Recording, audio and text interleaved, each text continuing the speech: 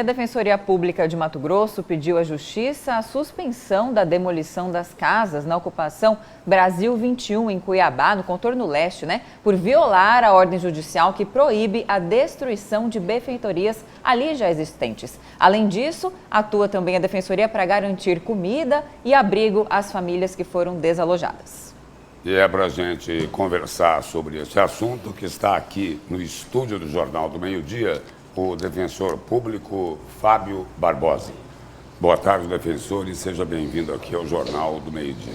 Boa tarde, Lúcio. Boa tarde, Camila. Boa tarde, bem-vindo. Boa tarde aos telespectadores. Defensor, nessa invasão aí tem gente que precisa do lote, tem grileiro, tem picareta, tem até facção criminosa. E aí, como separar o joio do trigo? É uma pergunta bastante complexa, né? A Defensoria Pública busca, obviamente, o direito daqueles vulneráveis. O que nós necessitamos hoje... O vulnerável é aquele que precisa do lote, não é aquele que constrói casa com piscina. Sim, exatamente. Aquela pessoa que realmente não tem condições de pagar um aluguel, de comprar um imóvel, sem que isso possa despender, por exemplo, outras questões essenciais para a sua vida, como a alimentação, os gastos que naturalmente a pessoa tem.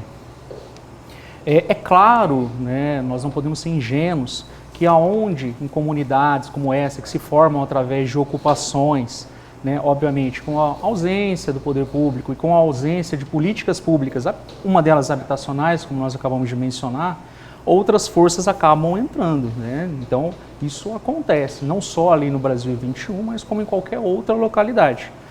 E isso acaba sendo um problema ainda maior nesse tocante ao que nós acabamos de falar sobre a vulnerabilidade dessas pessoas. Porque, primeiro, são pessoas pobres, segundo, pessoas que não possuem a devida atenção do Estado, ou seja, falta de políticas públicas, e, por outro lado, um crime organizado que acabam também por reprimir essas pessoas dentro dessa localidade. Então, uma dupla violência em cima disso.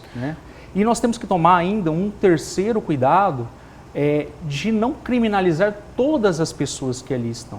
Porque, de fato, a grande, esmagadora maioria são pessoas de bem, são pais, mães de famílias. Diga-se de passagem até, ali no Brasil 21, como em outras áreas ali do contorno leste, que também é uma área bastante complexa, existem outras situações parecidas como essa. Existem muitas mulheres, vítimas de violência doméstica, que saíram dessa relação, que não possuem a devida autonomia ou buscam a devida autonomia e são mães solos ali com crianças. Doutor, diante dessa realidade, muito embora existam sim pessoas vulneráveis, podem ter sido até usadas como massa de manobra ali para ocupar, invadir aquele terreno, de fato, ninguém vai ter direito à propriedade ali, Tanto que foi considerado uma invasão, e toda invasão é legal, independente da boa-fé ou não, considerada sempre de má-fé. Então, dessa forma, eu queria perguntar para o senhor, quais são os direitos dessas pessoas, então, que a Defensoria está buscando defender, Todos têm direito a essa defesa digna. E a quem cabe essa responsabilidade? É ao Estado, por exemplo, encaminhar essas pessoas, talvez, para um abrigo, comida, o transporte, e até para que casas não sejam demolidas, que é o que a Defensoria está buscando nesse momento, que está acontecendo. Assim, a gente começa a partir da Constituição Federal, do direito à moradia e da dignidade dessas pessoas. Inclusive com o objetivo da República Federativa do Brasil, buscar erradicar a pobreza, a igualdade, etc., promover a igualdade entre as pessoas. Então, há sim uma responsabilidade dos entes públicos, principalmente quando essa questão é muito cultural, especialmente em Cuiabá. Cuiabá vem de um processo muito grande de ocupações, de bairros que se formaram a partir de ocupações desordenadas. Então, existe essa realidade aqui. É algo, então, que não começa hoje, que não vem agora e fala, olha, o poder público precisa fazer alguma coisa. É algo que há muito precisa ser feito, se pensar em políticas habitacionais, principalmente, o que a gente está se referindo aqui. Especificamente, no caso em tela, quando nós discutimos essa decisão, nós temos que ir aqui apenas para contextualizar, veio com a pandemia a DPF 828 lá no Supremo Tribunal Federal, que suspendeu as reintegrações coletivas individuais durante a pandemia, e num segundo momento, após aquela fase mais aguda, quando se retomou o processo das desocupações, houve então a fixação de um período transitório, vamos assim dizer, pelo Supremo Tribunal Federal, a criação dentro dos tribunais de comissões que analisariam essas desocupações coletivas e, nesse sentido, que pudessem então até promover a chamada desocupação humanitária, né? Eu tenho um pouco de dificuldade de entender essa humanização numa desocupação, Sim. mas enfim, né, o termo é esse, né, uma desocupação humanitária, com muita humanidade.